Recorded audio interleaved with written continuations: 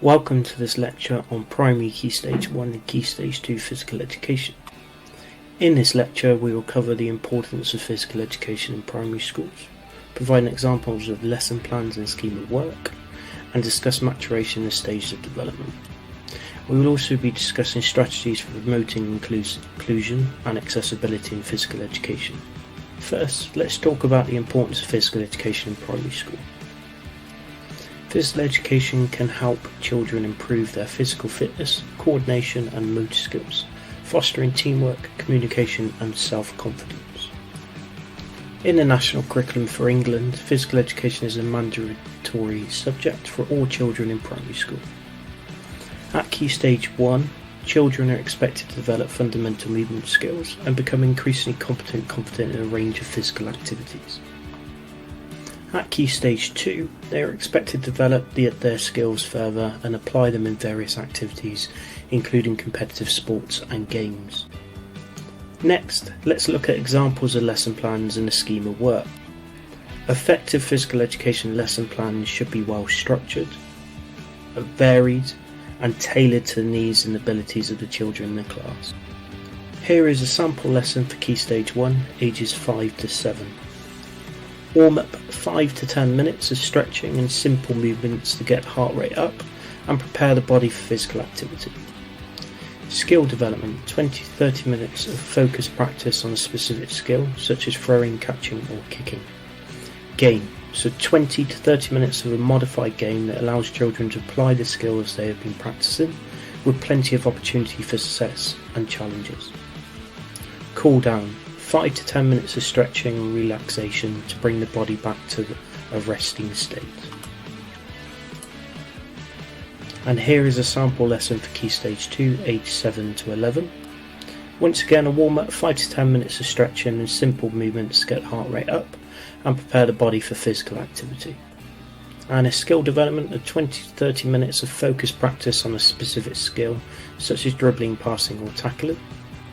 And the same again, it's a game of 20 to 30 minutes of modified game that allows children to apply the skills they've been practicing with plenty of opportunity for success and challenges. A cool down of 5 to 10 minutes of stretching and relaxation to bring the body back to a resting state.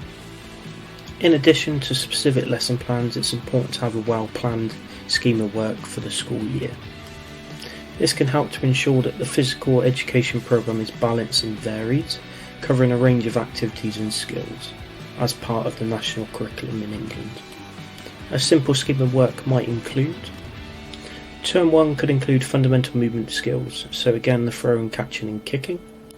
Term 2 you can look at games and sports, things like basketball, football, tennis, volleyball, all of the sports you can possibly think of as part of the national curriculum. Term 3 you can look at gymnastics and dance. And term 4 you can look at the athletics, and that's running, jumping and throwing. Now let's discuss maturation and the stages of development. Maturation refers to the natural physical and physiological changes that occur in the body as a person grows and develops. Children's maturation can significantly impact their physical ability and performance in physical education, and you can also see a change within their physical ability. There are several stages of maturation that children go through as they grow.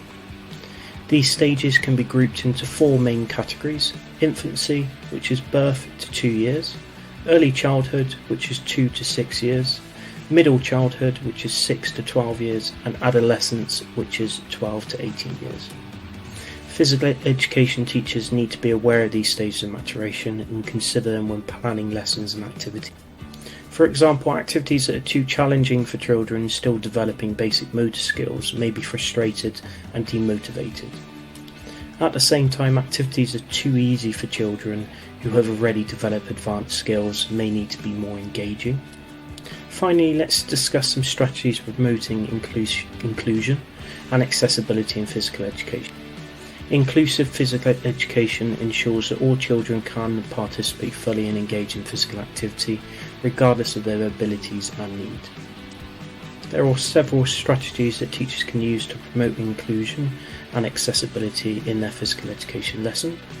These include providing a variety of equipment and resources. Children may have different preferences or needs regarding equipment and resources. By providing these range of options, teachers can help to ensure that all children feel comfortable and capable. You can also modify activities and games. Many physical activities and games can be modified to make them more accessible to children with special needs or disabilities. For example, a child with mobility issues may need to use a wheelchair or other assisted devices to participate in a running game.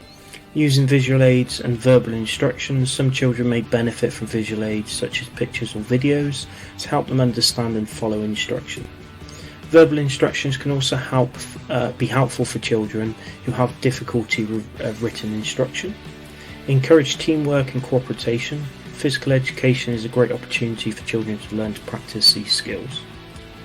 Teachers can also help all children feel valued and included by fostering a supported and inclusive atmosphere. So this is just the final thoughts and roundup of information.